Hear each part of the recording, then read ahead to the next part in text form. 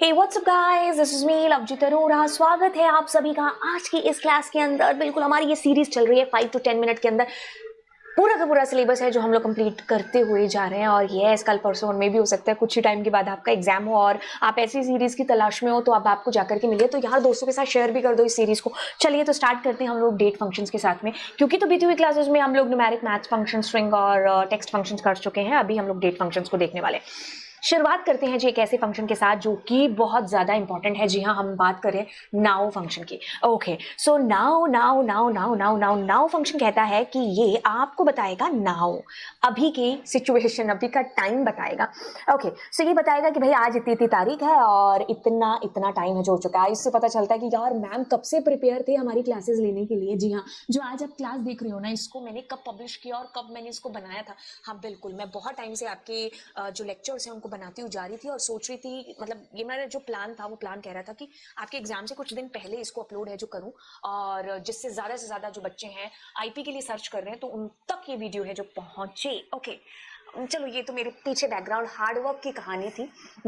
अब हम इस कहानी की बात कर लेते हैं। दैट इज नाउ का काम है कि अभी का करंट टाइम, करंट डेट है जो आपको बताएगा। बस इतनी सी बात हो गई। बात अगले फंक्शन की बात करते हैं। अगला फंक्शन आपके पास में आ रहा है यहाँ से, that is what date function. अब देखिए मैंने क्या यूज किया, मैंने कहा DATE डेट, और मैंने इसके अंदर कोई डेट दे दी। जैसे मैंने कहा 2019 और 9 और 6, ठीक है। तो यस आपके पास आ गई, लेकिन ये तो खैर मैंने डेट ही दी है। अब एक काम करती हूँ, मैं इसमें डाल देती हूँ नाउ, ठीक है। तो नाउ में से पूरा ये जो टाइम स्टैम्प है ना, उसमें से डेट को फैच करके आपको दे दिया इसने, ठीक है। अब उसके बाद हम फंक्शन की बात करते हैं which is what month function. तो आपने कहा सेलेक्ट मंथ, एंड मंथ में मैं क्या करती हूँ, या तो मैं नाउ डाल देती हूँ, ठीक है, या फिर मैं क्या करती हूँ, ऐसे कोई ये डाल दी मैंने और मैंने यहाँ पर डाल दिया मंथ, तो आपके पास मंथ आ गया, ठीक है। जैसे मैंने ये किया है वैसे मैंने मंथ नेम डाला तो उस मंथ का नाम आ गया, ठीक है। अब यही चीज अगर मैं NAME ऐसे करूं तो यहाँ पर इस महीने का नाम आ जाएगा, ठीक है। तो इस तरीके से आपका ये मंथ और मंथ नेम काम करते हैं। मंथ नेम आपको जनवरी फरवरी इसमें आंसर करेगा, और मंथ आपको 1 2 3 4 5 6 12 तक आंसर है जो करेगा। अब हम बात करते हैं ईयर फंक्शन की। सो ईयर फंक्शन से क्या चीज पता चलती है कि हम YEAR ईयर आपको है जो डिस्प्ले हो जाएगा, ठीक है। जो भी डेट दोगे उसका साल है जो आपको निकल करके आ जाएगा। ओके, अब हम बात करते हैं डे फंक्शन की, ठीक है। तो DAY फंक्शन कहता है डे बताएगा, वैसे ही आपके पास में डे नेम फंक्शन है जो कि आपको नाम बताएगा दिन का, कि कौन सा डे है यहाँ पर। ओके, चीज समझ में आ गई, बहुत ही बढ़िया।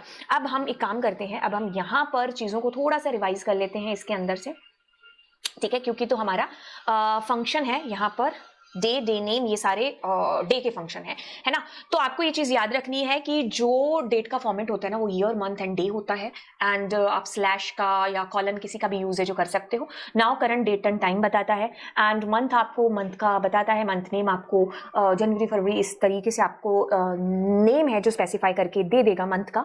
ईयर आपको ईयर फैच करके देगा, डे आपको डे नेम आपको देगा कि कौन सा Sunday Monday Tuesday. That's it, इतनी सी बात हो गई रात। चलिए मिलते हैं आपको अगली क्लास के अंदर। बट इसमें एक और चीज मैं बता दूं कि ये जो नाउ फंक्शन है ना, ये कोई पैरामीटर नहीं लेता। ये एक बार एग्जाम में भी आया था कि कितने पैरामीटर आते हैं, हम इसमें कोई पैरामीटर नहीं देते हैं। तो चलिए फिर मिलेंगे आपसे नेक्स्ट क्लास में। Thank you so much. दोस्तों के साथ में इस क्लास को जरूर है जो आप शेयर करिएगा। Bye bye all.